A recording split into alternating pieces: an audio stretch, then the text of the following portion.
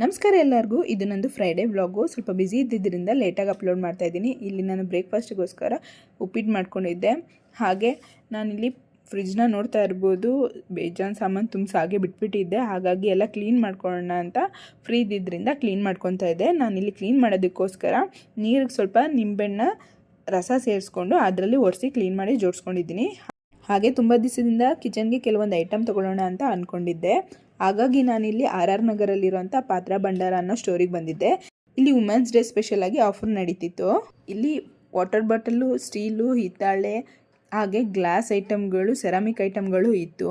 ಪುಟ್ಟ ಐಟಮ್ಗಳಂತೂ ತುಂಬಾ ಚೆನ್ನಾಗಿತ್ತು. ಬಟ್ ನನಗೆ ಯೂಸ್ ಇರಲಿಲ್ಲ ಅಂತ ನಾನು ತಗೊಳ್ಳಿಲ್ಲ. ಕಲೆಕ್ಷನ್ಸ್ ಏನೋ ಇತ್ತು, ಬಟ್ ಕೆಲವೊಂದು ಪ್ರೈಸು ನನಗೆ ಸೆಟ್ ಆಗಿಲ್ಲ. ಕೆಲವೊಂದು ನನಗೆ ಬೇಕಾಗಿದ್ದು ಅಲ್ಲಿ ಇರಲಿಲ್ಲ ಅಂತ ನನಗನ್ನಿಸ್ತು. ಹಾಗಾಗಿ ನಾವು ಅಲ್ಲೇನೂ ಪರ್ಚೇಸ್ ಮಾಡಲಿಲ್ಲ, ಎಲ್ಲ ನೋಡಿಕೊಂಡು ರಿಟರ್ನ್ ಬಂದ್ವಿ.